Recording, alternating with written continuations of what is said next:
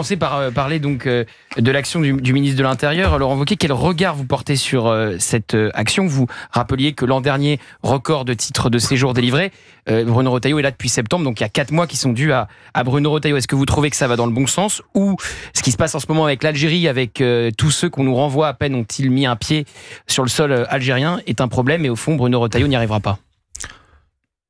Je considère qu'il fait du travail utile, mais qu'on ne lui donne pas les moyens d'agir. Si on prend le cas de l'Algérie, c'est typique. En fait, l'exécutif a décidé de capituler avant de livrer le combat. On a bien compris, quand on écoute François Bayrou et Emmanuel Macron, que rien ne va changer. Et donc, on va continuer à avoir l'accord de 68. On va continuer à avoir un système dans lequel des gens qui viennent d'Algérie peuvent bénéficier de toutes nos aides sociales, par exemple le RSA, sans même avoir cotisé un minimum sur le sol français. Et on a bien compris qu'ils ne vont pas reprendre leurs OQTF. Et donc, le drame de la situation dans laquelle on est, mais c'est celle à laquelle c'est le cœur de mon constat. Si on ne change pas le cadre, rien ne va changer. Pour le dire clairement, si on n'arrête pas l'accord de 1968, il n'y a aucune chance de remettre la main. Si on ne fait pas des vraies lois fermes sur l'immigration, il n'y a aucune chance d'y arriver. Depuis la dissolution, il n'y a eu aucune loi sur l'immigration inscrite par le gouvernement.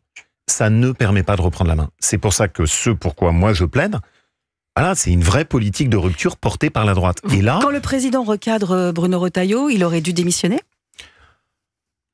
Moi, c'est pas à moi de me prononcer là-dessus. Ça, c'est le choix qui est le choix de Bruno Retailleau, et c'est pas sa responsabilité individuelle qui est en cause.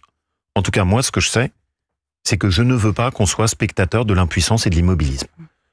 Et si on prend par exemple les sujets d'immigration, au niveau des députés de la droite républicaine, on a porté un projet de loi.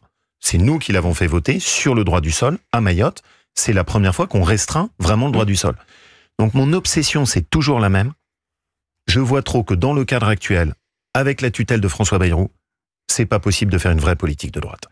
Et moi, ce qui m'intéresse, c'est que la droite que je veux reconstruire, elle mène enfin la vraie politique de droite qu'attendent une majorité de Français. Et donc, il faut une politique de rupture. Et ça, ma conviction, c'est que ça ne peut pas se faire dans le cadre du gouvernement de François Bayrou, sous la tutelle de Bayrou et Macron.